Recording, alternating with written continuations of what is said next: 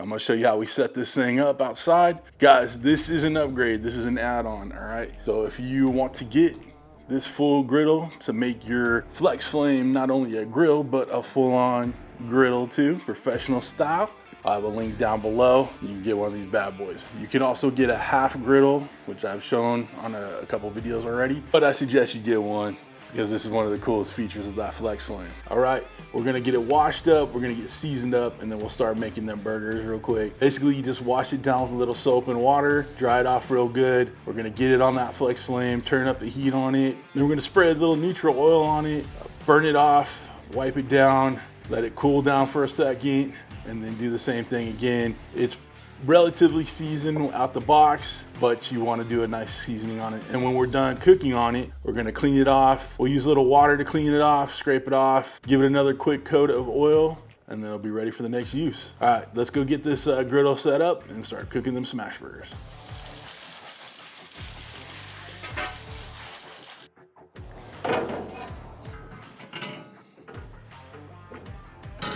And I put the little grease drain for that griddle piece right in front right here, because I'm actually at a little angle, you know, with my patio here. So I figured it'd be best if it was rolling towards the front, and the grease all drains into the, you know, grease tray. So it's not that big of a deal whether it's in the front or back. This is just personal preference. Get that gas turned on, get that Ignite pilot on, and then turn it to the grill. And it wants it at 500 degrees to season up the griddle. We got that heat on. We're using a little canola oil here. Just a little spray on stuff. You want to get it all over the griddle. All right. Ooh. Woo! Gotta love the pyrotechnics. I'm just gonna take a little paper towel here and wipe off the excess. Let it burn off, and then rinse and repeat. All right, we can see it burning off. So we're just gonna give it a wipe down, get all the nooks and crannies. We'll turn it off, let it cool down for a few minutes, and do the same thing again. Okay, another spray down. Set it up, do it again. Okay, our griddle's up to temp right now. Like any good griddle cook, I'm gonna start with little bacon. Okay, we're gonna clean this off real quick. All right, we'll scrape all those bits off. Scrape them down that tray, or the grease trap right there. Get all the big bits out of there. Give it a little water on top.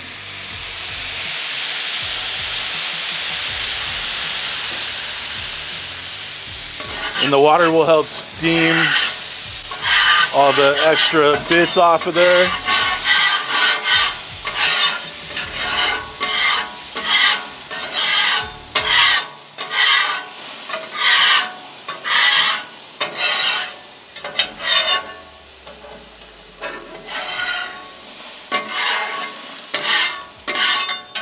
Take our paper towel, clean off all the excess debris, any excess water, any grease.